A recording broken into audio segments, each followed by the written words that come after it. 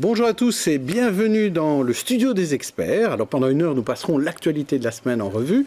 On va parler de neige, de Durum, pas de Star Wars et pas de Johnny. Pour analyser et commenter tout cela, 2 invités politiques et 4 experts. Alors on commence par celle qui arpente Bruxelles pour en extraire les scoops, la journaliste Pauline de Glume. Bonjour. Bonjour Jean-Jacques.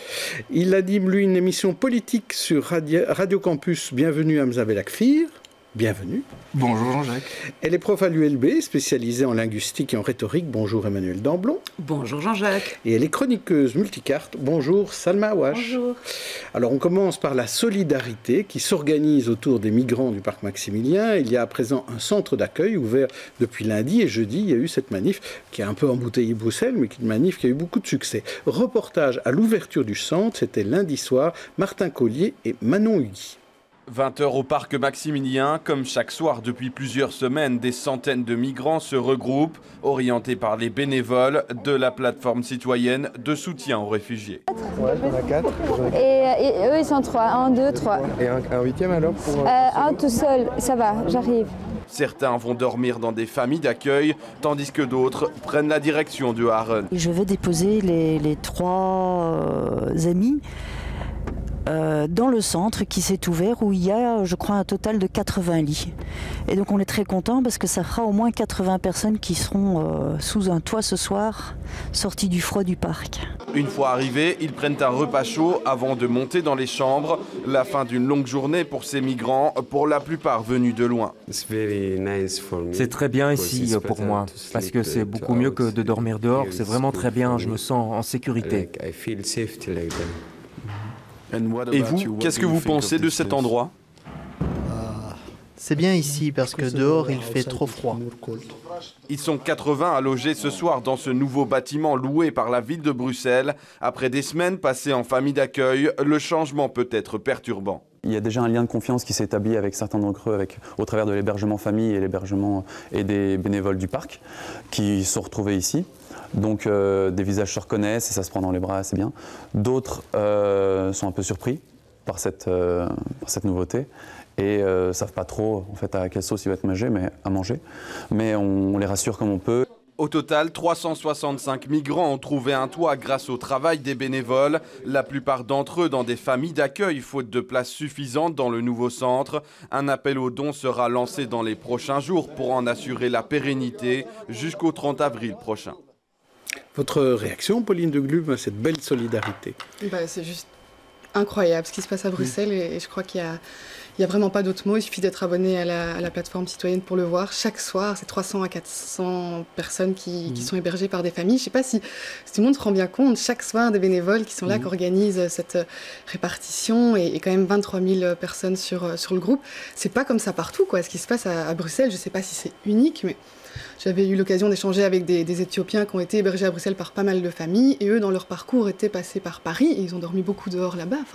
Ce qui se passe chez nous, on peut en être fiers, même si la question se pose de savoir, voilà, est-ce que c'est à des citoyens de faire de l'accueil, d'organiser maintenant même de gérer un centre, de faire des récoltes de fonds. Voilà, la question reste là, mais beaucoup de gens ne se posent pas la question et agissent et moi, je ressens vraiment une certaine fierté d'être bruxelloise. Hamza, vous écoutez, même réaction, je pense que Pauline... C'est très bien, ça fait fier d'être bruxellois et de voir un petit peu ce genre de réaction se substituer entre guillemets au devoir des services publics parce qu'il ne faut pas perdre de vue que si c'est très beau ce que font les citoyens, et une initiative citoyenne comme celle-là, mais il ne faut pas oublier que s'ils font ça, ils rendent honneur à l'humanité des Belges, mais c'est aussi la honte des services publics. Emmanuel Damblon ? Oui, mais moi aussi, je reviens volontiers sur la fierté et la honte parce que j'ai l'impression que c'est vraiment ça qui est en train de se jouer.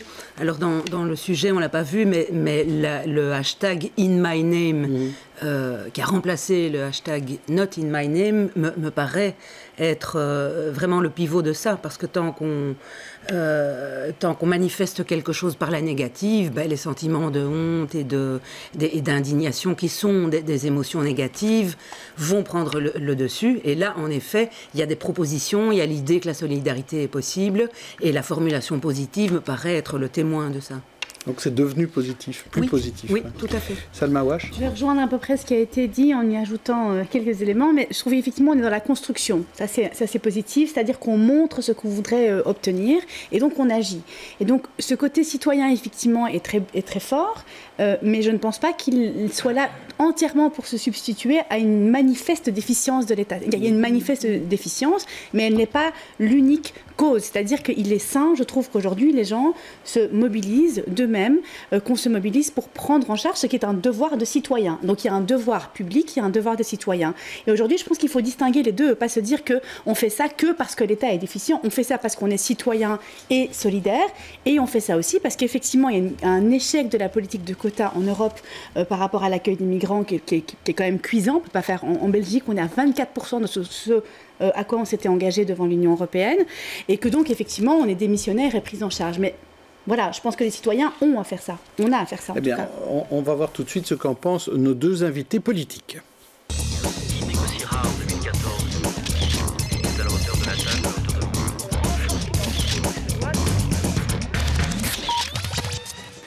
Alors, nos invités politiques sont Julie de Groot, qui préside le Parlement francophone de Bruxelles, qui est députée bruxelloise CDH, qui remplace, et je la remercie au pied levé, le bourgmestre de Berchem-Saint-Agathe, Joël Rigel, qui devait être des nôtres, et Éric Thomas, bourgmestre d'Anderlecht, qui lui est PS. Et je vais commencer par vous, Éric Thomas. Vous entendez donc, et vous avez vu ces élans de solidarité. Est-ce que, en tant que responsable politique, vous avez une grande expérience, est-ce que vous ne dites pas aujourd'hui, on a raté quelque chose du côté politique, en laissant comme ça, finalement, les citoyens se débrouiller eux-mêmes pour accueillir ces migrants? Oui, je trouve qu'il y a un très grand décalage entre certains responsables politiques qui traitent ce dossier de manière purement administrative et la solidarité qui existe chez les gens. Et cette solidarité fait chaud au cœur, parce que ça montre véritablement que malgré tout ce qu'on peut dire et ce qu'on peut lire, malgré le racisme ambiant, il y a des gens qui sont là pour essayer d'aider les autres. Je pense que c'est tout à l'honneur de la population bruxelloise. Et quand vous dites certains hommes politiques, vous ne vous mettez pas dedans, vous parlez de l'État fédéral, peut-être du régional peut-être aussi. Est-ce que la commune n'aurait pas dû aussi faire des choses? Est-ce que ça n'aurait pas dû se faire un peu à tous les niveaux de pouvoir? Écoutez, on le fait aussi au niveau communal, et donc chacun prend sa part de responsabilité. Je pense qu'on doit être dans un système qui est un système solidaire. Il n'est déjà pas solidaire au niveau européen, puisqu'il y a des pays qui refusent totalement l'immigration. Il n'est pas solidaire non plus au niveau national, et donc il doit y avoir une solidarité qui se fait, y compris au niveau régional, et chacune des communes participe à ça. Donc moi j'ai aussi un bâtiment du service social sur la commune d'Anderlecht. Ça fait un certain nombre de personnes qui s'inscrivent donc à Anderlecht, qui bénéficient de l'aide du CPS, et donc il y a une aide matérielle, il y a une aide qui est faite vis-à-vis de cette partie de la population qui est en très grande difficulté. Là, on parle plutôt des SDF plutôt que des migrants. Julie de Groot, vous? Oui, donc je crois comme ce qui a été dit, on est à la fois fiers d'être bruxellois, émus aussi. Il y a vraiment une émotion à chaque fois qu'on voit ça. Il y a une vraie émotion. Alors, par rapport à l'inertie, disons ça comme ça, des pouvoirs publics, je pense pour ma part que ce n'est pas une inertie, c'est aussi une volonté. Et donc, on doit bien se volonté de ne rien faire. Et bien sûr, on doit bien se comprendre. Au niveau fédéral, il a été dit par M. Franken, par exemple, qu'il n'était pas opportun de s'occuper des sans-abri qui n'avaient pas de titre de séjour.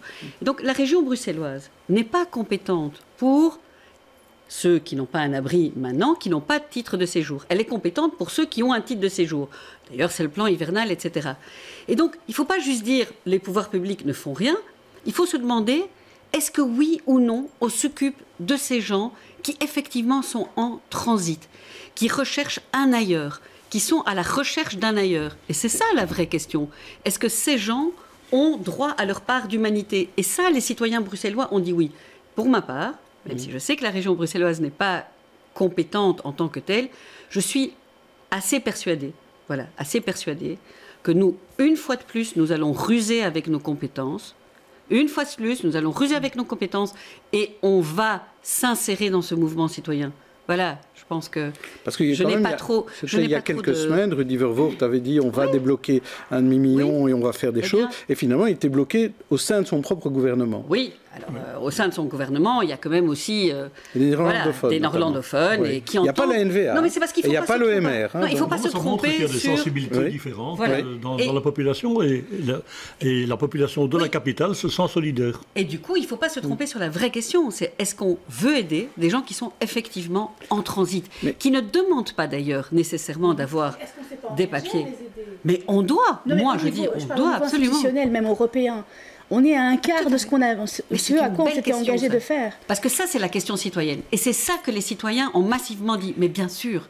Et on est là et on répond présent. D'ailleurs, on répond présent. Je crois que c'est très bien d'être fier des citoyens. Je crois qu'on est tous. Et vous aussi. Moi, je voudrais quand même parler. Avant, on avait l'impression que les partis politiques, et notamment le PS et le CDH, mais d'autres aussi, avaient une habitude de militance et d'être présents sur le terrain, comme on voit que le PTB le fait dans pas mal de causes. Pourquoi le PS et le CDH, vos deux partis, vous êtes les invités, on aurait posé les mêmes questions aux autres, ne vous inquiétez pas, n'ont pas été plus présents dans ces plateformes. Ils sont présents. Moi, j'ai plusieurs militants qui sont là le soir. Je les ai vus dans la manifestation aussi qui a eu lieu jeudi. Donc voilà, donc il y a des. Mais peut-être qu'on ne le fait pas avec des drapeaux, parce que sinon on va encore dire que c'est une récupération politique. Il y a des personnes dans l'ensemble des partis qui participent à cette mobilisation. Et on peut en être fier. Pauline de Glume. Oui, le statut de ces réfugiés est en effet particulier et ça complique peut-être aussi l'aide qu'on peut apporter, le fait d'être justement en transit et de ne pas s'inscrire dans le schéma habituel. Et donc, on ne devrait pas aller jusqu'à un changement de loi beaucoup plus haut pour dire, OK, on a maintenant des gens qui passent sur le territoire, qui ne rentrent pas dans les schémas habituels, qui ne veulent pas demander l'asile. C'est vrai, se rencontrer le dit, ça se vérifie sur le terrain. Mais du coup, c'est un nouveau cas. Et donc, qu'est-ce qu'on fait par rapport à cette... Ça a changé, en fait, c'est des réfugiés, mais c'est différent, quoi. Ils ne comptent pas s'installer ici, donc il faudrait peut-être adapter... Mais au-delà du cynisme institutionnel de on ne peut pas à la région agir parce que le fédéral, si jamais, par humanité, un gouvernement d'autant plus progressiste, dans une majorité progressiste, si jamais vous agissez en contrepartie, quels sont les risques? C'est ça aussi la question. C'est pour ça que je suis très confiante que c'est ce qu'on va faire. Je suis très confiante. Je serais déçue par un gouvernement dont mon parti en fait partie, je serais très déçue qu'on ne fasse pas quelque chose au-delà des compétences formelles, qu'on ne ruse pas une fois de plus avec nos compétences, y compris avec la composante flamande qu'il faudra convaincre. Je suis assez... Vous en dites trop peu, Julie Degroot. Qu'est-ce qu'il y a moyen de faire, par exemple? Oui, ça c'est vrai. Déjà, donner une aide financière. Déjà, donner une aide financière. Oui. Et franchement, il ne faut pas chercher midi à 14h. Les gens, ils se bougent, les citoyens, ils se bougent. Il faut aussi pouvoir subventionner ça. Il faut pouvoir rendre ça pérenne. Ils le disent eux-mêmes aussi, rendre pérenne le fait de leur donner à manger. Enfin, je veux dire, il n'y a pas juste le logement. Il faut aussi que les gens, il faut chauffer, il faut donner il faut le transport, etc. La ville de Bruxelles a pris ses responsabilités. Déjà des sous. Oui, la ville et le CPS de Bruxelles. D'ailleurs, il y a un communiqué de la plateforme qui dit qu'il y a une pétition de 10 000 personnes qui a été signée, des mails, des dizaines de mails qui ont été envoyés au cabinet de rue du Vervoort et qui n'ont toujours pas reçu de réponse. C'est la communication de Medicassou qui date de 3 jours, je pense. Justement, qu'est-ce qu'ils demandent? Parce que je me pose vraiment la question, c'est-à-dire qu'on ce soit des bénévoles, que ce soit des citoyens qui s'organisent, ça me paraît humain. Je veux dire, heureusement quelque part qu'on le fait. Ce qui n'est pas normal, c'est qu'on ne le fasse pas. Mais qu'est-ce qu'on demande finalement quand vous parlez du fait qu'ils demandent de l'aide? C'est quoi? C'est de l'argent? C'est un cadre? Qu'est-ce que vous pensez qu'il est légitime de demander alors? En plus de la solidarité citoyenne qui est normale quelque part. Moi je pense vraiment que déjà très vite la région bruxelloise pourrait donner un financement qui n'est pas prévu en tant que tel. Donc au-delà de ce qu'on appelle le plan hivernal qui s'adresse à ceux qui ne peuvent pas se loger, mais qui sont en titre de séjour, qui ont un titre de séjour, aussi à ces personnes en transit. Et ça, très pratiquement, il faut déjà aider cette plateforme citoyenne à avoir des subventions. Parce que qu'est-ce qu'ils font maintenant? Ils appellent aux dons privés. C'est magnifique et en même temps c'est pitoyable, évidemment. De notre part, je parle comme responsable politique, évidemment. Donc voilà, c'est quelque chose qui est déjà... Éric Thomas, vous soutenez ça aussi? Oui, mais il faut aussi modifier la loi, comme on l'a dit. Donc c'est un phénomène nouveau auquel on est confronté. C'est assez normal que ça se passe dans la capitale parce que de manière assez naturelle, ces migrants convergent vers la capitale. C'est pas simplement la capitale, la région bruxelloise qui doit trouver la solution. Il faut trouver la solution aussi au niveau fédéral. Et là, j'ai quelques doutes. Mais on peut pas s'exonérer. On doit ruser avec nos compétences. On doit se dire, voilà, on peut pas s'exonérer de ça. Mais il faut pas se tromper sur la vraie question derrière. Est-ce qu'on veut... Alors, il y a une autre vraie question qui s'est posée en fin de semaine. Cette semaine, c'est tout ce Bruxelles bashing qui est un peu remonté à la surface. Et tout d'abord, je voudrais vous faire écouter ce que Alain Floch, l'ancien patron de la STIB, est venu dire sur notre plateau. C'était mardi, il a dit qu'il en avait marre de Bruxelles. Écoutez-le.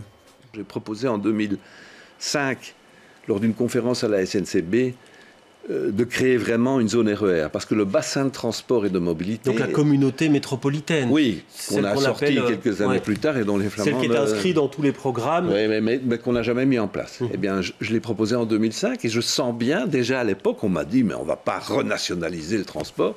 Or, s'il y a une compétence qui doit être transfrontalière, je veux dire transrégionale, c'est bien la mobilité. Ouais.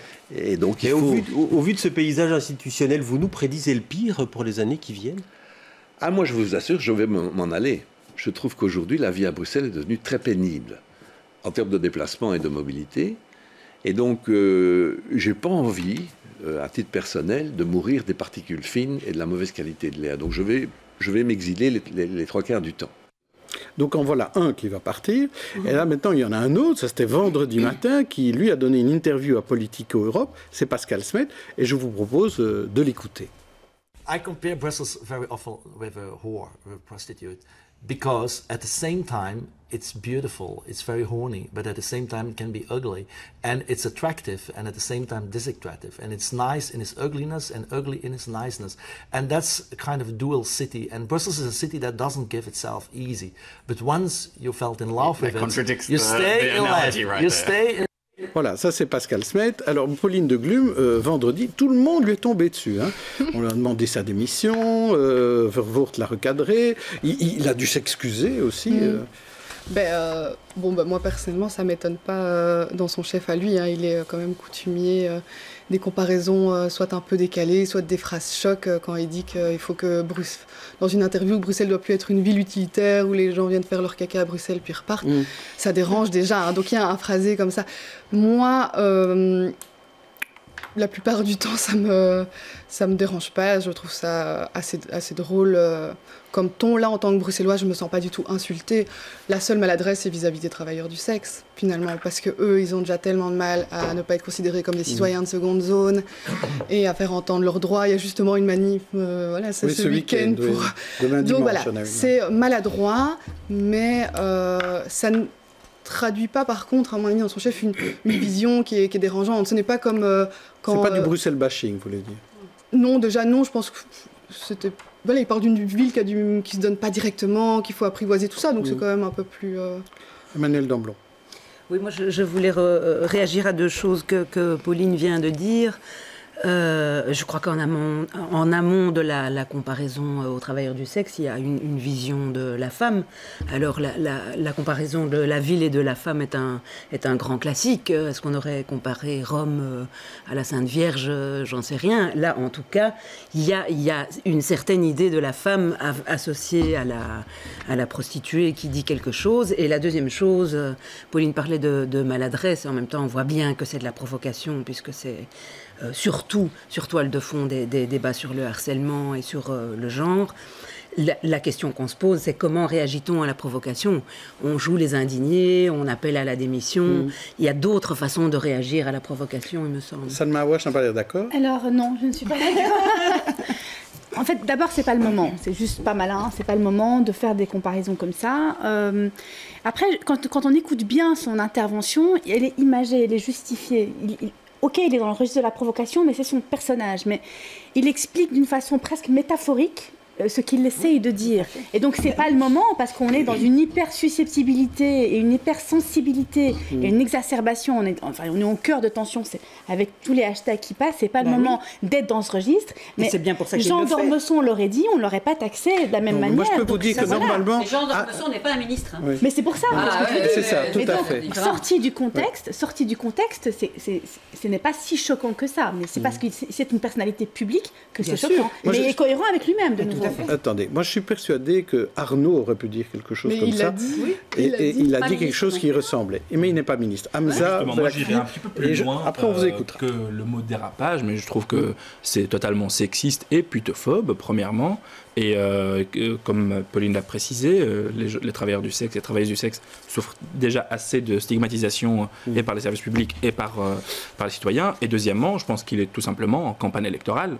Et il a déjà fait la dernière sortie il n'y a pas longtemps sur le One Brussels, un petit peu une nouvelle vision de la région et des compétences. Et maintenant, c'est un nouveau coup de publicité. Julie de Groot, vous y étiez vendredi quand ça s'est passé. Et en fait, le fait qu'il y ait un débat budgétaire au Parlement bruxellois, ça a certainement excité encore davantage tout le monde. Alors moi, j'ai pas du tout envie de minimiser, mais vraiment pas envie de minimiser ce genre de phrase. Ah, il a toujours fait ça. Ah, mais c'est son ton. C'est quand même son ton impertinent. No way. Puis il parle en anglais, moi aussi, no way. Voilà. Parce que, mais non, franchement, qu'un ministre bruxellois parle de Bruxelles, il est ministre, ok? Il est désigné et payé par des Bruxellois. Et il compare Bruxelles à une pute. Moi, franchement, c'est no way. Alors, il doit pas... Je parle doit pas démissionner Mais non, en fait, c'est pas ça. C'est pas ça il que... doit se taire. Je veux dire, je suis indignée, là. Voilà. Et on parle de la responsabilité des politiques. Il est responsable de cette ville pour laquelle on lui a demandé de gérer, mais de gérer avec un enthousiasme. Alors après, on dit Brussels bashing, qu'est-ce que c'est, etc. Accessoirement, c'est évidemment dénigrant pour les travailleuses du sexe. Mais moi, des gens que j'aime bien, et j'aime ma ville. Moi, je suis bruxelloise, je suis députée bruxelloise. Moi, des gens que j'aime bien, a priori, je les traite pas de putes. Même si par ailleurs, je fais des colloques, des trucs, etc., avec les travailleuses du sexe. Je leur dis pas, non, t'es une pute. En fait, non. Franchement dit, les gens que j'aime bien, je fais pas ça. Et on attend autre chose d'un ministre, mais flamand de surcroît d'ailleurs.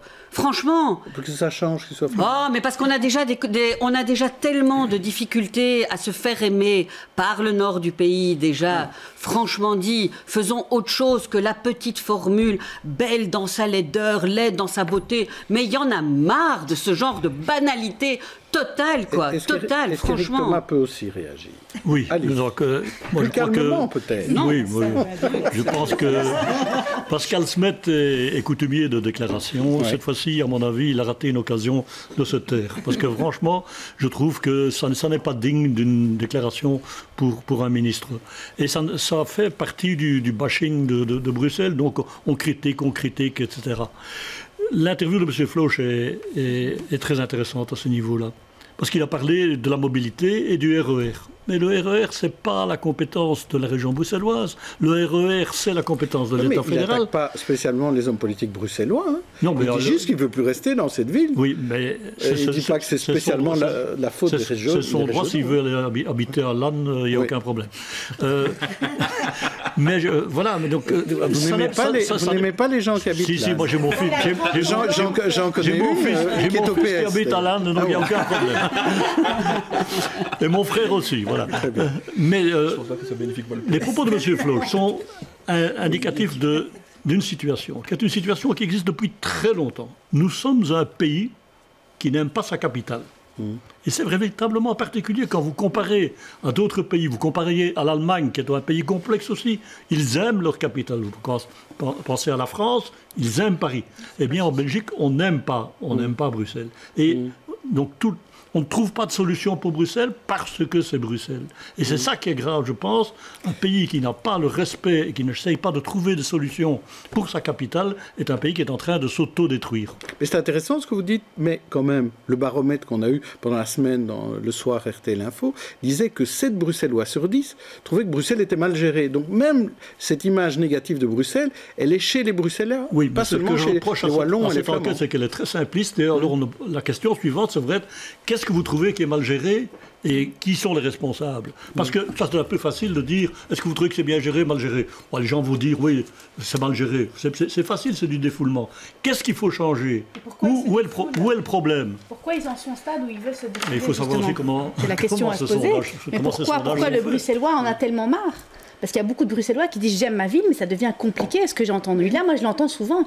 J'aime ma ville, mais c'est compliqué, quoi. Mais pourquoi je suis la première à le dire, j'aime ma ville, mais c'est compliqué de se déplacer ici, quoi. Peut-être que c'est pas blanc et noir. Ceux qui bâchent, et puis il y aurait ceux qui seraient en véritable amour avec leur ville. Moi je crois qu'en effet, Pascal Smith s'inscrit pas là-dedans, parce qu'à l'époque de Quatremer, il avait déjà défendu en disant l'amour pour nos villes ne doit pas non plus nous aveugler.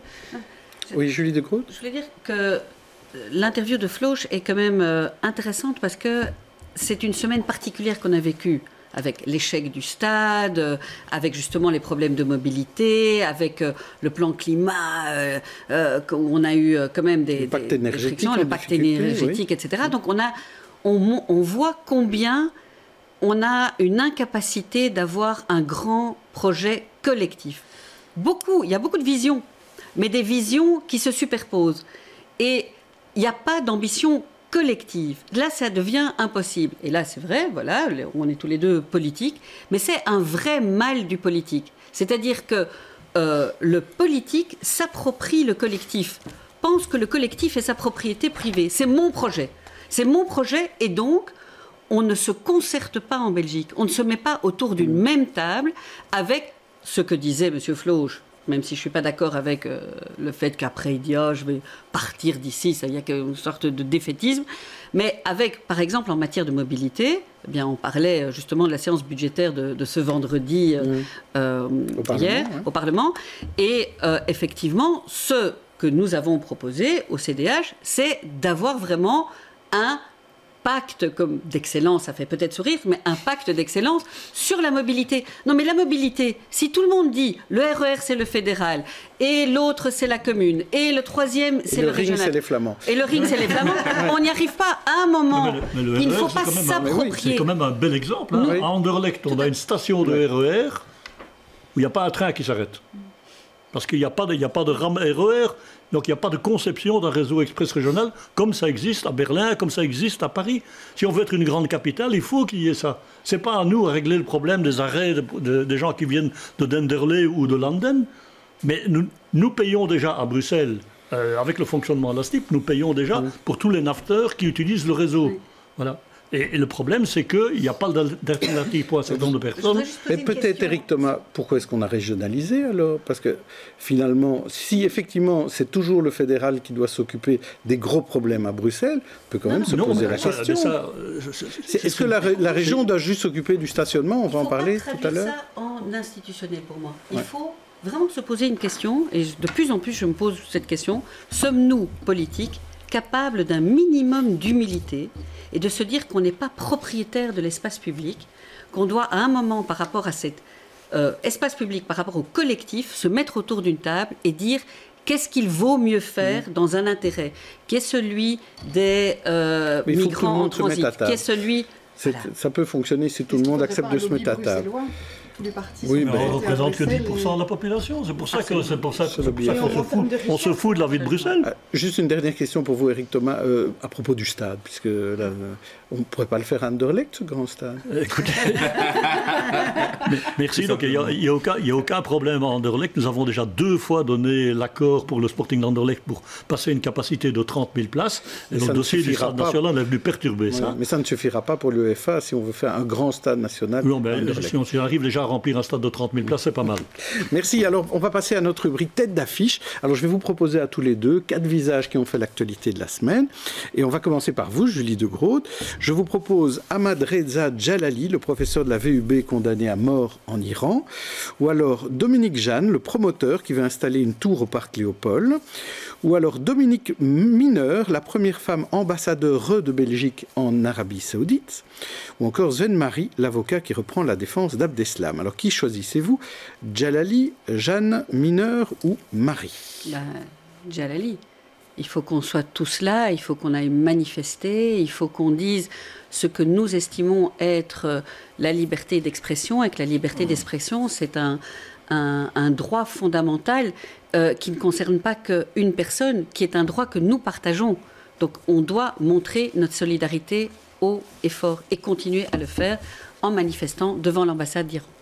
Alors pour vous, Éric Thomas, je vous propose tout d'abord Victor Horta, qui sera mis à l'honneur en 2018, Chris Froome, qui a pris trop de substances à la Vuelta, ou alors Tatiana Silva, la Miss qui réussit en France dans la météo et dans la danse, et encore Jacques Dellens, l'entrepreneur symbole de la bruxellisation qui est décédé cette semaine. Alors qui choisissez-vous, Victor Horta, Chris Froome, Tatiana Silva ou Jacques Dellens? Je vais aller dans mes souvenirs et donc je vais prendre Victor Horta parce que je pense que véritablement c'est quelqu'un qui avait une vision de la beauté, de l'esthétique et de faire en sorte que Bruxelles soit une capitale qui rayonne à l'étranger. On a parlé beaucoup de Bruxelles et que Bruxelles est mal considérée par les autres régions. C'est quelqu'un qui avait une vision de l'architecture qui a donné véritablement de très bons résultats. Et je reste toujours évidemment ébahi du fait qu'on a pu dans les années 60 démolir la maison du peuple. C'est quelque chose qui aujourd'hui est évidemment totalement incompréhensible, inadmissible, et on l'a fait dans les années 60. Alors un moment de transparence et de bonne gouvernance, c'est en collaboration avec le site transparencia.be. On va faire le point sur la commune d'Anderlecht, puisque vous êtes là, vous, un représentant d'une commune. À propos des listes des mandats dérivés, alors je le demande à tous nos invités, mandats dérivés désignés par la commune, vous avez rendu public ceux de 2016, ceux des autres années, est-ce que vous pensez les rendre publics, parce que l'ordonnance de 2006 les exige en fait. Comment ça va se passer? Il n'y a aucun problème pour autant qu'on puisse les récolter. Mais donc sur notre site communal, on a mis non seulement la liste de tous les mandats, mais la liste de tous les mandats dérivés aussi, et avec les rémunérations quand on les connaît. Le problème de Transparencia, c'est qu'à un certain moment, il nous demande des renseignements qu'il ferait mieux de demander directement à l'intercommunal dans lequel les mandataires siègent, parce que nous ne savons pas. Vous n'avez pas l'information. Nous n'avons pas l'information. On peut la demander, mais il y en a qui nous répondent, il y en a qui ne nous répondent pas. Par contre, en s'adressant directement à ces organismes, ils auraient la réponse à leurs questions. À Excel, comment ça se passe? Nous, le CDH d'Excel a demandé très clairement qu'il y ait une publication, ce qui n'était pas le fait. Peut-être que depuis, ça a été fait sur le site, et donc pas seulement de publier les mandats, mais aussi les rémunérations, voilà, que ce soit une transparence totale. Très bien. Eh bien, on passe à notre sujet suivant. Mobilité, on en a déjà un peu parlé, on va encore en parler. C'est un thème constant dans cette émission. On a sans doute franchi une étape importante avec le lancement de l'application et de la plateforme Bipass. Reportage de Martin Collier et Hugo Marx. Ce ticket de parking pourrait bientôt être remplacé par votre téléphone. Ces dernières années, les applications de paiement de parking sont de plus en plus nombreuses à Bruxelles. Téléchargez l'application, vous vous connectez. L'application vous propose les zones à proximité, vous choisissez et donc vous avez démarré votre stationnement. Actuellement, il existe plusieurs applications mais qui ne fonctionnent que pour certaines communes. C'est pourquoi Parking Brussels, l'agence régionale des parkings bruxellois, a décidé d'harmoniser le système via une plateforme, son nom Bipass. Cette plateforme reprend des tas de données que possèdent les communes sur les automobilistes et toutes les données des fournisseurs, des providers, donc d'applications mobiles. Alors on met tout ensemble et cette énorme banque de données est utilisée par tout le monde. Une mise en commun qui vous permettra bientôt d'utiliser une seule application dans toutes les communes de la capitale, au lieu de différentes applications selon la commune où vous vous trouvez.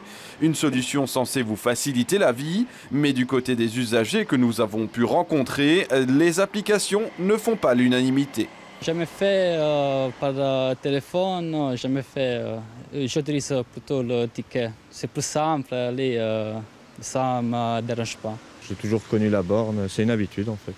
Aujourd'hui, seulement 2 communes participent à la phase test, Molenbeek et Anderlecht, un système qui devrait s'étendre aux 19 communes bruxelloises d'ici le printemps prochain. Alors Emmanuel Damblon, qu'est-ce que la linguiste pense de ces problématiques de parking? Ben oui, Jean-Jacques, vous m'invitez pour parler des mots, donc je vais vers ça. Je n'ai pas grand-chose à dire sur est-ce que ça va fonctionner ou pas. C'est les usagers qui nous le diront. On ne sait pas dans quel siècle ça va fonctionner. On ne sait pas dans quel siècle, en tout cas pour l'instant, tout le monde n'est pas convaincu. C'est plutôt sur le choix du terme Bipass qui me paraît être... je rebondis sur la discussion qu'on a à propos de notre amour des amours de Bruxelles. D'abord, c'est un compromis à la belge, puisque c'est une abréviation, un sigle qui vient de termes en anglais, que d'ailleurs je n'ai plus en tête et que personne ne connaîtra jamais. Donc, mais c'est surtout le fait que le terme Bipass puisqu'évidemment le but est que chaque abréviation corresponde à un mot qui évoque quelque chose, me paraît être tout à fait malheureux, parce que ça me paraît évoquer le bypass qu'on passe aux personnes qui souffrent d'obésité morbide. Et donc sur l'image implicite que ça nous donne de la ville, ça me paraît pas très heureux. C'est peut-être l'obésité de la mobilité immobile voilà. de Bruxelles. En tout cas, c'est tout ça qui est évoqué avec le nom, me semble-t-il. Pour rebondir sur ce qu'a dit Emmanuel, justement, l'obésité de mobilité, c'est une métaphore que je pense le ministre de la Mobilité va tenter, vu qu'il s'intéresse beaucoup ces derniers temps à la métaphore. Moi, j'ai aussi surtout une peur, parce qu'on sait très bien que le ministre de la Mobilité, Pascal Smet actuellement, c'est un inconditionnel du tout numérique, tout gadget à tout prix. Sauf que, à chaque fois qu'il y a cette vague de numérisation, je ne veux pas faire la technophobe de service, mais il faut d'abord s'en assurer l'accès à tout le monde. Et déjà, on a tous dans notre entourage des personnes, souvent âgées, qui ne maîtrisent pas encore le smartphone. Et le téléphone, et qu'ils ne maîtriseront jamais, et qui ont aussi le droit de se garer à Bruxelles. Pauline de Glume. Oui, mais j'aime bien le mot gadget. J'ai envie de rebondir dessus parce que c'est très bien, cette application, moi je la critique pas en tant que telle, mais on a quand même une ordonnance de stationnement qui va avoir bientôt près de 10 ans et qui est toujours pas appliquée à Bruxelles. Et c'est plutôt par là qu'il faudrait commencer. C'est ça l'urgence. Parce que l'ordonnance, c'est ça, c'est d'avoir enfin des tarifs qui soient les mêmes, un type de zone qui soit les mêmes, des dérogations qui soient les mêmes. Et c'est ça la priorité. Et peut-être qu'un jour, avant d'avoir l'appli qui correspond à tous les différents horodateurs, on aura surtout un marché pour avoir les mêmes horodateurs partout. Et ça, ce serait plutôt dans ce sens-là que la bonne nouvelle, c'est que maintenant, on a l'application. Qui pourra servir. Oui. Alors, justement, une des communes, c'est Anderlecht. Alors, vous avez finalement cédé tout ce qui est parking à l'agence, donc au régional. Donc, la commune ne s'intéresse plus ne doit plus s'intéresser au parking. La commune ne s'occupe pas de la vérification des conditions de stationnement, du paiement des horodateurs, etc. Donc, la commune n'est pas à l'origine de cette application, mais bon, c'est intéressant que ça se fasse à Anderlecht, parce que justement, nous avons à la fois une population jeune, branchée, qui a ça sur son smartphone et qui va trouver ça sans doute très bien, et puis une population plus âgée qui est totalement perdue, dont je fais partie d'ailleurs, parce que moi j'ai mon smartphone, mais je n'ai pas toutes ces applications. Et donc moi, je préférerais aussi continuer à alimenter un parc-mètre. Mais on verra, je crois qu'il faut faire les essais, il faut se mettre dans le 21e siècle, et on verra si c'est une mode ou bien si c'est véritablement quelque chose qui va s'imposer au cours du temps. Ça, c'est sur l'application, mais sur le fait de suivre l'agence, comme le fait la commune d'Anderlecht. Pourquoi les autres communes ne le font pas? Ça, il faudrait Pourquoi vos collègues ne vous suivent pas? Ça, il faudrait demander aux autres communes. Nous avons considéré à un certain moment que c'était mieux de le transférer à la région, parce que ça permet aussi, comme vous l'avez dit, d'avoir des règles qui sont plus uniformes au niveau de la région. Par contre, nous avons toujours la responsabilité de définir des zones de stationnement et de tenir compte de problématiques particulières. Une des problématiques particulière étant le stationnement à proximité du stade, qui pose évidemment des problèmes à certains. Julie Degros. En fait, c'est lié à la discussion qu'on a eue juste avant, et ce que je disais sur l'incapacité parfois du politique de confier une partie de son pouvoir, une petite partie de son pouvoir, de son précaré, de sa prébande à une idée collective. Et je trouve que franchement, c'est très très bien des communes qui se disent oui, je ne vais pas perdre tout lien avec mes citoyens s'il y a une gestion collective du stationnement avec la région bruxelloise. Est-ce que pour autant eux ne vont pas à Anderlecht mieux connaître les problèmes autour du stade, etc. Mais évidemment, ils ne perdent pas la proximité. Et donc, je trouve que c'est vraiment une très bonne chose. Vous êtes pour la fusion, alors finalement, hein, puisque c'est possible. Alors, je pense qu'il y a... Non, on est pour la proximité. Et donc, la fusion, c'est juste l'inverse de la proximité. Et donc, on gère bien quand on a quand même fusionné les compétences de stationnement dans ce cas-là. Et si le contrôle. Jean-Jacques Delay, vous réagissez comme un politique. Tout de suite, on va traduire ça. Voilà, tout de suite, on va traduire ça en. Chacun son boulot. Ne soyez pas journaliste. Je vous promets, je ne ferai pas de politique et vous ne ferez pas de journalisme. On va chacun garder notre métier. Non, mais c'est vrai, en termes de pouvoir. Moi, je me dis, on ne se met plus autour d'une table pour se parler. Et les solutions ne sont pas toujours les mêmes. Chaque fois que vous venez ici dans les experts, vous nous dites ça. Mais si vous êtes la seule à vouloir vous mettre à la table, si les autres ne veulent pas, mais c'est ça le problème. Ah, mais c'est le problème. Conflit d'intérêts. On a introduit 3 conflits d'intérêts au niveau du Parlement francophone bruxellois, voilà, celui que je précise, contre le fédéral. Et puis, on est arrivé là, il y avait des touristes autour de la table qui ne croyaient pas qu'on allait vraiment se concerter. Je pense qu'à un moment, ça se dit de plus en plus. Voilà. Le ministre De Croo l'a dit la semaine dernière, exactement ce que je dis, il n'y a pas de concertation. On ne dialogue pas en Belgique. Et je pense qu'à un moment, il faudra effectivement, par des réformes institutionnelles, induire le dialogue, induire la concertation, forcer les différentes entités à se parler et avoir une solution commune. Conclusion pour Éric Thomas, et après on passe à la neige. Ici, véritablement, ce que la commune d'Anderlecht, comme d'autres communes ont fait, c'est confier le contrôle du stationnement. Il y a la définition de la politique de stationnement qui se fait au niveau régional. Le contrôle doit se faire pour moi au niveau régional. La définition des différentes zones pour tenir compte des spécificités locales, ça doit rester communal. C'est là qu'on a le contact le plus direct avec les gens. Bon, on va parler de la neige parce que mobilité, stationnement, neige, lundi, c'était le chaos. Et justement, Salma Awash, vous l'avez vécu ce chaos comme d'autres. Mais comment ça se fait qu'avec quelques centimètres de neige, ça devient terrible? Je trouvais ça plutôt hallucinant parce que c'était l'idée de se dire, c'est comme si on ne savait pas. On sait depuis 2 semaines, on nous a dit la première quinzaine de décembre sera froide, celle d'après sera plus douce, on sait qu'il neige, il a commencé à neiger dimanche, et puis lundi, oulala, surprise, il y a de la neige, on ne peut plus circuler. Je ne comprends pas, c'est un truc, je me dis, mais c'est comme si on ne tirait jamais les leçons, en fait, si on n'avait jamais de responsabilité. Et j'ai vu un article paraître il y a 2-3 semaines, on disait, oui, on a prévu de la neige, je ne sais plus qui le disait, on a prévu du sel pour la neige, et puis finalement, et est-ce qu'on se rend compte du coût que représente cette journée de chaos en termes économiques? Les gens qui n'ont pas pu aller travailler, qui ont passé la journée sur les embouteillages qu'il y a eu, les accidents, l'aéroport, les avions qui ont été décalés. J'aimerais bien, si quelqu'un pouvait faire une étude avec un chiffre et qu'on pose ça là maintenant devant les responsables. Et le sel qu'on a mis sur les routes malgré tout et qui n'a pas permis de... c'est parce qu'on s'y est pas pris. Je veux dire, on sait quand même quand il a commencé à neiger. Emmanuel Damblon. Oui, sur ce que tu as dit, parce que c'est toujours dans l'image que nous avons de notre ville, c'est que là, clairement, c'était anticipation zéro. Et j'ajouterais peut-être un petit bémol à ce que tu as dit, c'est que au fond, ça nous scandalise et en même temps, on a un certain attachement. Oui.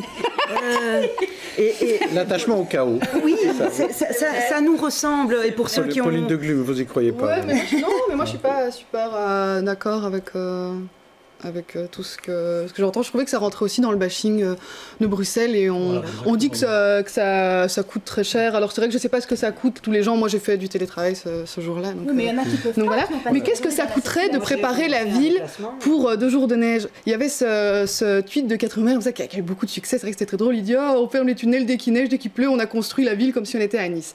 C'est très drôle, ok, mais en effet, est-ce qu'on va construire une ville comme s'il neigeait tout le temps? Non, il y a des années où il neige même pas, il neige 2 jours par an. Donc on critique la gabegie, l'incurie bruxelloise, tout ça, et on voudrait quoi? Dépenser des millions d'euros pour avoir une ville qui fonctionne sous la neige? Pour montrer que c'était quand même un bashing assez drôle, c'est qu'on a quand même eu, à l'aéroport de Paris, il y a aussi eu des soucis, il y a eu 20 000 foyers privés d'électricité dans le Nord-Pas-de-Calais, mais on voudrait faire croire que c'est quoi la malgérance bruxellise qui est à l'origine de tous les problèmes. Eric Thomas, oui, ça vous a énervé aussi. Je suis tout à fait d'accord avec cette intervention. Vous savez, là où est-ce qu'il y a eu les plus gros problèmes ce jour-là? En Flandre. Ouais. Vous savez qu'ils n'en parlent plus du tout. Hein. L'aéroport qui était bloqué, Schiphol, donc aux Pays-Bas, bloqué beaucoup plus que Zaventem.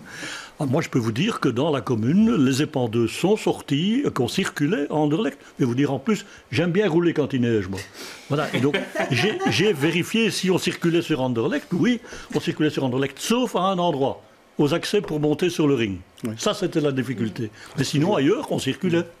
Je voudrais vous montrer, Julie de Groot, un post que Gilles Dalle a fait sur Facebook ce jour-là, moi qui m'a beaucoup fait rire. C'est une météo qui nous rappelle les pires heures de notre histoire. C'est pour dire un peu que finalement, chaque chose dont on parle devient toujours une catastrophe. Et ça devient, d'abord, on compare d'abord à tout ce qui s'est passé, je sais pas, avant la Seconde Guerre mondiale et pendant la Seconde Guerre mondiale. Et même la neige, c'est le chaos, c'est ce qu'il y a de plus terrible. Et donc ça, je trouvais ça très drôle.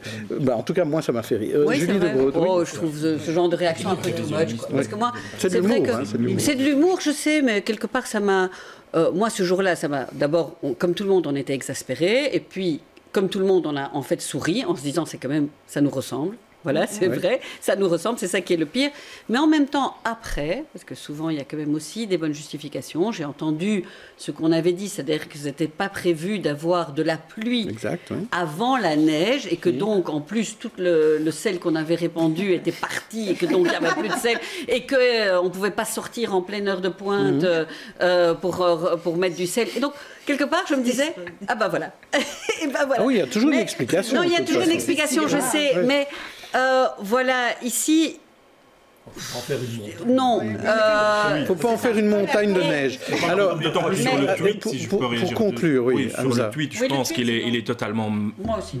Inapproprié, enfin c'est minime, c'est de l'humour. On peut pas. Oui, mais c'est non, bien sûr. Oui, voilà. Eh bien, parlons de bouffe maintenant. Parce que on s'approche des fêtes.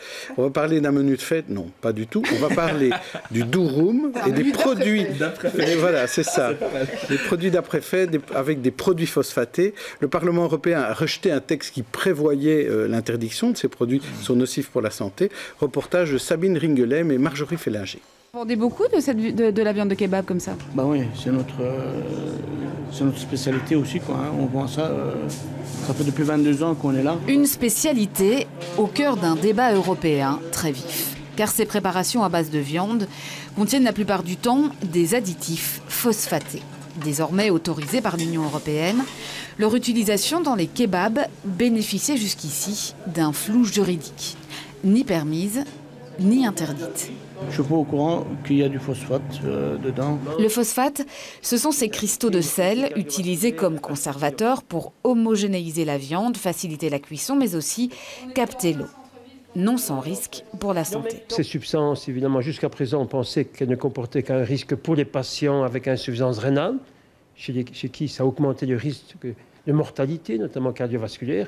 Maintenant, des travaux récents suggèrent qu'il pourrait y avoir un risque aussi pour la population générale, notamment parce que notre consommation en 30 ans a pratiquement doublé. C'est que ces additifs interviennent en fait déjà dans nombre de produits alimentaires comme certains jambons, fromages ou sodas, mais leur usage est réglementé. Qu'en sera-t-il pour les kebabs? On peut réglementer déjà avec des normes, comme on fait pour les autres produits. Mais dans un second temps, il faudrait, à mon avis, réfléchir à toutes ces utilisations. Certaines ne sont pas nécessaires. Il y a 20 ans, on n'utilisait pas autant de phosphate dans les aliments. Donc on peut certainement bannir le phosphate de certaines utilisations et revoir certains procédés. Et c'est au nom du principe de précaution que 373 députés européens se sont opposés à la proposition de la Commission européenne autorisant l'utilisation de ces additifs dans les kebabs, insuffisamment pour empêcher le texte de passer. Alors, Hamza Belakfir, on a beaucoup parlé de kebab au Parlement européen, mais nous, à Bruxelles, ici, on ne connaît pas ce mot kebab. On dit des durum. Alors, c'est quoi les différences? Parce que vous avez étudié ça. Exactement. En tant que en plus, sérieusement, vous l'avez étudié. Oui, je me suis déjà attelé sur la question, et théoriquement et pratiquement. Oui. Et disons que, pour le coup, le durum, c'est un bégicisme, il faut le savoir. Disons que c'est la viande de kebab dite d'origine turque ou grecque, il faut le savoir aussi. Et du coup, c'est la fameuse galette ronde que les Français, par exemple, appellent la galette, ou en Allemagne, je ne sais pas comment ça s'appelle, mais en tout cas, c'est une spécificité belge. Maintenant, en ce qui concerne l'utilisation du phosphate, je pense que ce n'est une surprise pour personne. Après l'épisode du glyphosate, on sait très bien que les propositions de la Commission européenne ne sont pas très... j'ai envie de dire fans, en tout cas, qui ne prennent pas en compte beaucoup la dimension santé publique dans leurs décisions. C'est plutôt animé par une soumission, j'oserais même dire ça, une soumission aux lobbies commerciaux qui veulent juste vendre plus. D'autant plus que le durum, c'est un, j'oserais pas dire plat, mais en tout cas c'est un mets qui est souvent consommé par les plus démunis à Bruxelles. Donc c'est pas, on trouve pas ça comme chez soi. Éric Thomas, vous êtes consommateur de durum anderlechtois? De temps en temps, oui. Voilà, donc, et ça vous a inquiété quand vous avez appris qu'il y avait autant de produits phosphatés? Je trouve ça véritablement lamentable qu'au niveau européen, on en arrive à privilégier d'autres choses que la santé du consommateur. Voilà, et donc ce que j'espère, c'est qu'il y aura une réaction et que certains diront, voilà, chez moi, il n'y a pas de phosphate. Et donc, c'est la qualité qui prime. Voilà. Donc c'est une bonne idée. Donc, appel à tous les durum et tous les snacks d'Anderlecht notamment. Chez moi, c'est de la qualité. Voilà, un beau label. C'est comme la viande aussi, ou le jambon. Hein, donc, nombre de jambons dans lequel on fait des injections. Exact. Voilà, il y en a d'autres qui vendent du bon jambon. Voilà. Julie de Gaulle. Ah, les longues soirées de conseil communal, oui, il faut tenir avec un durum. Et donc, on se rend compte comment est-ce qu'on tient, en fait. On se rend compte comment, parce que tout le monde a été surpris, évidemment, qu'on mange un durum et qu'on mange des phosphates, et qui, surtout, servent à quoi? À agglomérer la viande. Et puis, voilà, comme l'étude a dit, on paye aussi pas de la viande, mais on paye parfois beaucoup d'eau qui est dans ces phosphates. Mais voilà, je crois que c'est vraiment dommage. C'est vraiment dommage ici, au niveau européen, de ne pas avoir montré une autre image de l'Europe. Mais rien ne nous empêche d'être plus strict. Oui. Hein. Oui. Et puis d'avoir une consommation active aussi. Absolument. Est-ce qu'on est tout le temps obligé de dire « Ah, je ne savais pas ». Maintenant, tout le monde le sait. Est-ce que ça va baisser? Est-ce qu'on va avoir une démarche? Qu'il y aura une réaction positive. Parce que c'est la façon aussi dont on consomme qui fait que. C'est-à-dire on consomme sans se poser de questions, et puis on se dit « C'est pas de notre faute, on nous a pas dit ». Maintenant, tout le monde le sait. Et alors Et je voudrais juste ajouter un truc, c'est que j'ai l'impression qu'au niveau de la santé, on parle beaucoup, on a parlé du glyphosate, donc on a le syndrome, c'est des faux scandales, on le sait. Maintenant, on a le phosphate. Le sucre tue plus de personnes par an que l'alcool. Il y a un lobby très très fort derrière. Pourtant, on laisse tout faire. Donc j'ai l'impression parfois qu'on parle des mauvais combats parce que c'est plus facile, parce que ça occupe bien l'espace médiatique, mais qu'à côté, il y a des vrais problèmes de santé publique dont personne ne s'occupe. Pauline de Glum, vous êtes, il y a une linguiste de service, mais vous êtes la végétarienne de service. Qu'est-ce que vous proposez quand on ne veut pas manger de viande? Moi, c'est mon petit kebab. principe. Il parlait de principe de précaution. Oui. Moi, c'est mon petit principe de précaution. Moi, c'est de ne pas manger du tout de viande quand on voit le nombre de scandales qui touchent alimentaires, qui touchent à la viande. Mais du coup, par contre, pas se priver de durum pour autant, hein, pas question. Donc, le durum falafel avec supplément cheddar, salade tout. Ça, c'est très bien, c'est ça. Et alors, on peut aussi se dire, il y a aussi les friteries. Et il y a d'ailleurs 2 friteries que je dois vous conseiller cette semaine. Il y a d'abord chez Jeff de Nederhovenbeek qui a gagné le fritomètre de BX1 et Viva Bruxelles. Et alors, il y a Antoine qui a terminé la rénovation de son beau logis à Etterbeek. Donc, Publicité non payée, mais il y a d'excellentes friteries aussi en Anderlecht. Le côté localiste l'emporte. Quelqu'un a encore quelque chose à déclarer sur le durum, sinon il devra se taire à jamais. Alors je vous propose de passer à nos coups de cœur. Et on a en fait Pauline qui a une vidéo, Hamza qui a de l'écho, Emmanuel qui a du brio et Salma qui a de l'expo. Alors on va commencer par Pauline et qui va nous parler donc de clips vidéo. Oui, de Bruxelles ma belle, un trop chouette concept. Il y en a peut-être qui ne connaissent pas encore, mais donc en vraiment 2 mots, c'est de faire venir des artistes et de leur faire tourner un clip dans un lieu de Bruxelles qui n'est pas forcément connu. Ça peut être la Egidium à Saint-Gilles ou parfois sur un toit avec une vue. Donc voilà, ça vaut vraiment la peine. Et ce week-end, ils fêtent leurs 7 ans. Et donc il y a une soirée. Mais c'est surtout l'occasion de parler du concept et d'aller jeter un œil sur YouTube pour ceux qui connaissent pas. Allez voir tous ces beaux clips, effectivement, avec de bons artistes aussi. Alors, Hamza, vous vouliez parler d'un livre, oui. En fait. Voilà, c'est Reconnaître le fascisme d'Umberto Eco. Qui coûte 3 €, qui n'est pas vraiment cher. Et du coup, vu l'arrivée, entre guillemets, le parti AfD en Allemagne d'extrême droite, qui est maintenant le 3e parti en Allemagne, le pays est censé être le plus balisé contre ce genre de mésaventures électorales. Je pense qu'il y a une montée d'extrême droite dont il faut se rendre compte et lire, limite même dans les écoles, Reconnaître le fascisme d'Umberto Eco, c'est limite d'utilité publique. Très bien. Et puis quand... Aussi, en termes de mots, c'est important de savoir ce que c'est vraiment le fascisme, ce qu'est vraiment pour le éviter nazisme. Pour éviter les amalgames. Les amalgames, voilà. Emmanuel, vous vouliez nous parler de brio, c'est-à-dire? Oui, Jean-Jacques, c'est donc le dernier film d'Yvan Attal avec Daniel Auteuil. Et il s'agit d'un coup de cœur avec un bémol. Coup de cœur, pourquoi? Donc la situation, c'est que Daniel Auteuil est prof de droit en fac, il est réactionnaire et raciste, et il a une altercation avec une jeune étudiante qui vient de banlieue, et je vous passe les détails, il se trouve obligé de la former à la rhétorique et à l'éloquence.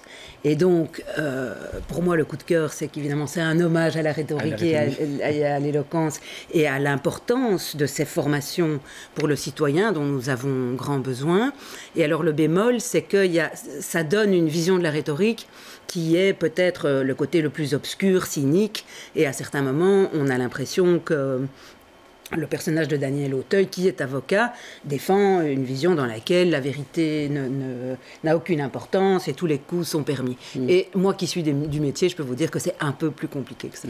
Et c'est Camélia Jordana qui joue le rôle de la jeune étudiante. Alors vous, Salma Awash, c'est parler de Adam, d'une expo. Oui, voilà. Alors on parlait du Bruxelles bashing, on a des très très chouettes initiatives, enfin pas initiative du tout, c'est donc le musée de l'Atomium qui a 2 ans et qui donc propose aussi une exposition temporaire tout le week-end pour découvrir et redécouvrir en famille du design. Alors on n'est pas censé toujours comprendre, mais en tout cas on est l'apprécier et s'initier.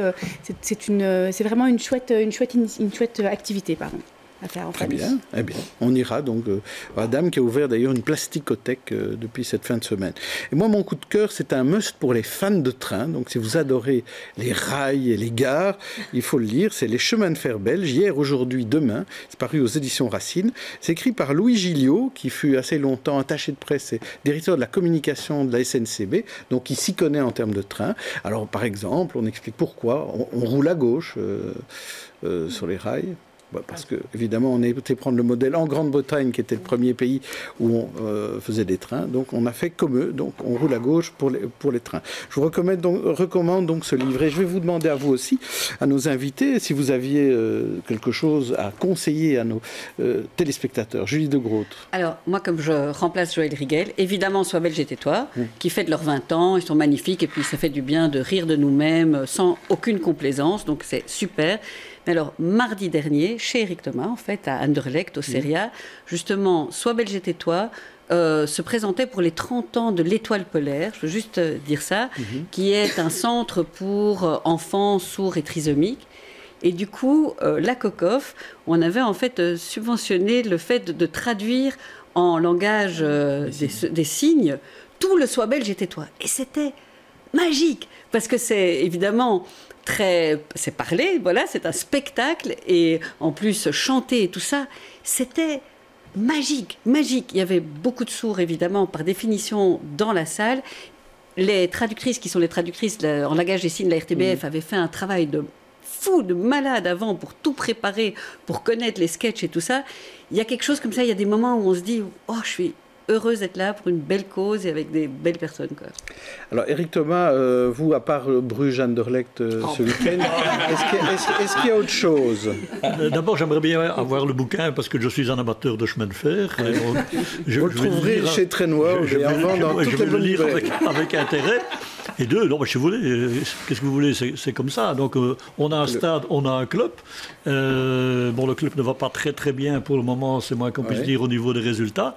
Et comme dimanche, c'est Bruges-Anderlecht, le coup de cœur, c'est d'espérer qu'Anderlecht renverse la vapeur et gagne à Bruges. Merci en tout cas à tous les deux, merci aux experts. On se retrouve la semaine prochaine pour la dernière émission des experts de l'année, donc on fera une rétro un peu spéciale. Et lundi, je recevrai dans l'interview Gaëtan Van Guatsenove, un autre Anderlechtois. D'ici là, donc, bon week-end à tous.